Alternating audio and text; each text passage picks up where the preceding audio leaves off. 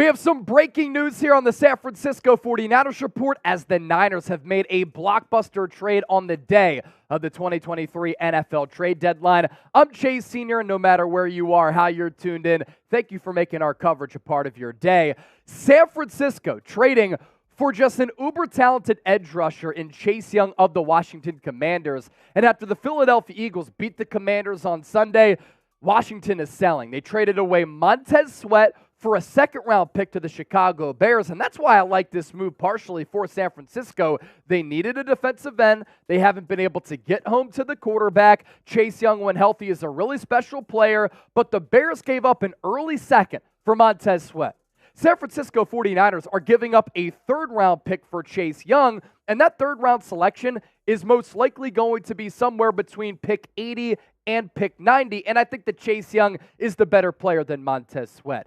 Jay Glazer, NFL insider for Fox Sports, broke the news here on this Tuesday afternoon. More trade scoopage. Washington trading their second defensive end today, trading Chase Young to the Niners, pending a physical for a conditional third-round pick. Ian Rappaport with more, saying that the former number 2 overall pick by the Commanders and Chase Young being traded to the Bay Area. Incredible, rap sheet said. Likely a mid-round pick in 2024. And after dealing Montez Sweat to the Bears, Washington now trades Young to one of the NFL's best teams. And you look at the simplified trade details here. And what I want to note is that Chase Young is in the final year of his rookie contract. Washington, because of a couple of injury-plagued seasons for Young in 2021 and in 2022, no doubt a concern.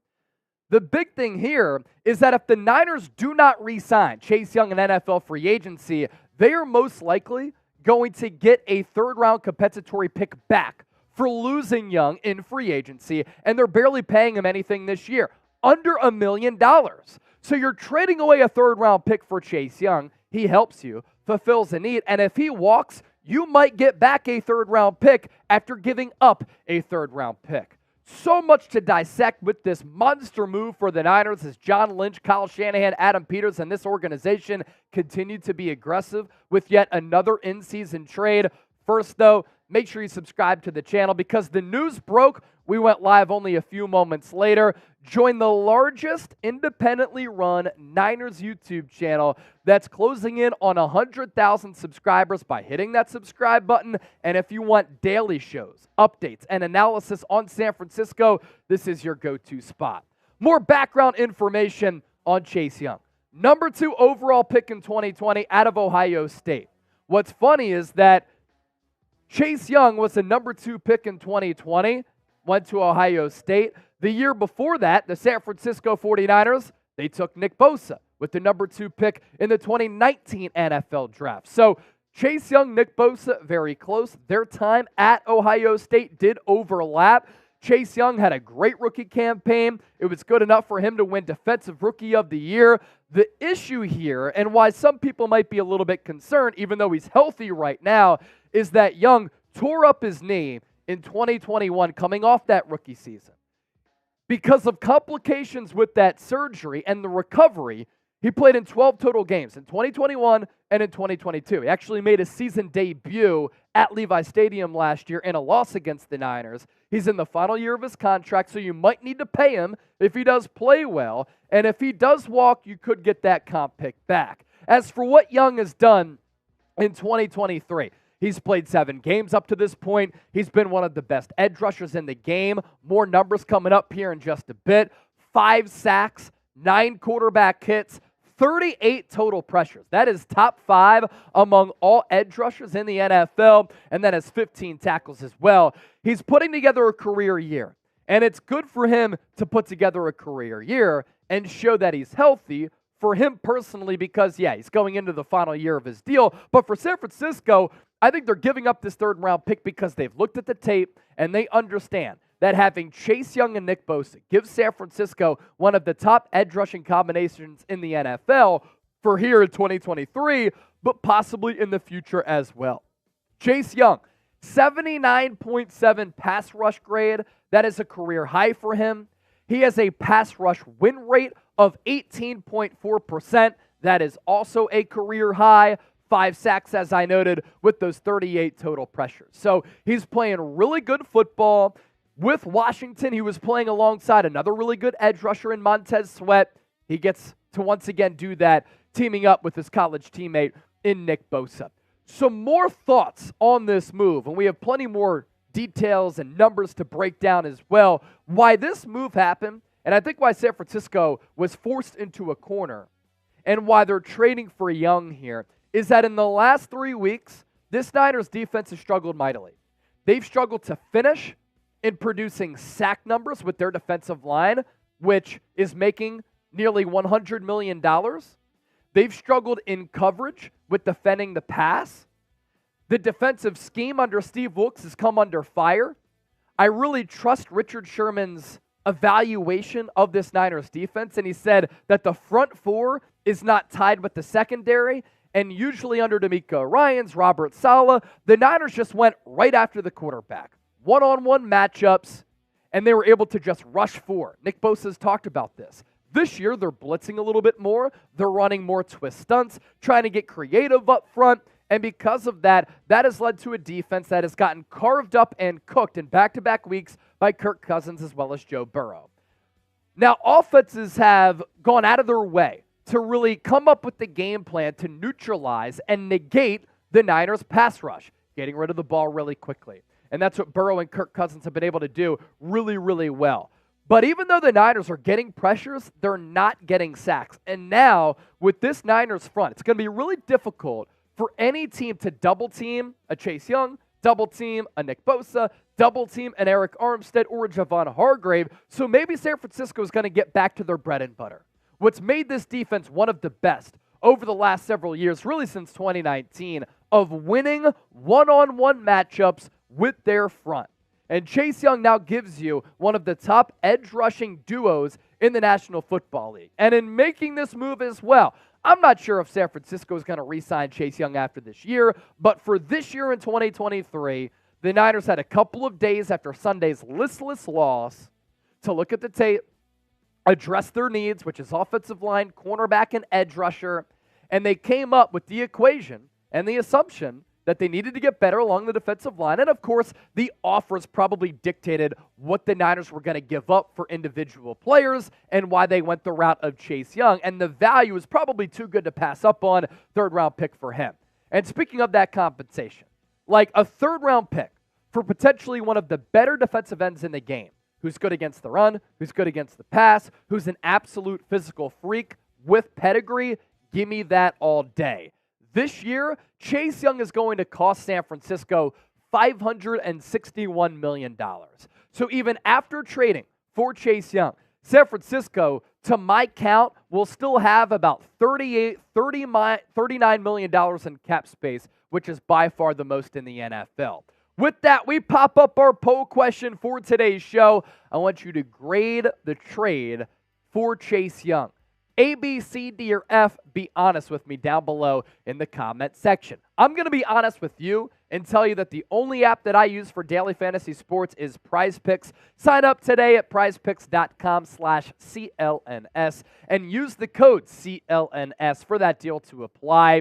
It's easy and exciting daily fantasy, and it allows you to win real money, and it also makes game days a lot more fun. Why I love the PrizePicks app. Daily fantasy sports made easy. It's the largest independently run daily fantasy sports app in North America. They have all of these daily specials and discounts that allows you to get ahead of the game and have greater chances of winning real money. You get up to that $100 deposit match. The link is in the chat right now. And what's cool is now with the NBA season underway, NFL season in full tilt, you can combine your NBA and NFL picks. My picks on Sunday, they were great. I felt very confident about them. And if the Niners didn't turn the football over, Brock Purdy would have had more than 1.5 passing, rushing, and receiving touchdowns. That's the only pick that did not hit here. Ayuk had more than 5 catches, and Evan McPherson, the Bengals place kicker, had more than 5.5 kicking points. So, easy and exciting daily fantasy,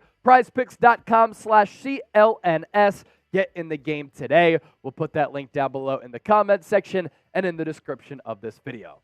Now, it's my opinion that Chase Young is one of the top edge rushers in the game. And this is an NFL era when the rules are catered to offenses where teams really prioritize pass rushing help. And while it's my opinion that Chase Young is one of the top edges in the NFL, the numbers also back that up.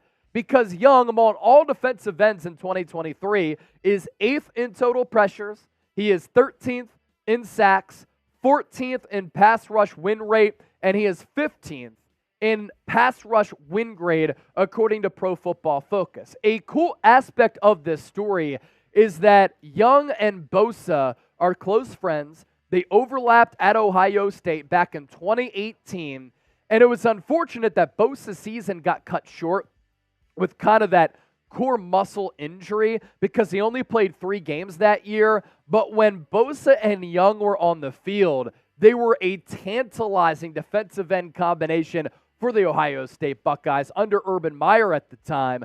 4 sacks for Bosa in just those 3 games. He had 6 tackles for loss, 1 forced fumble, 11 solo tackles, and Chase Young that year ended up playing the entire season.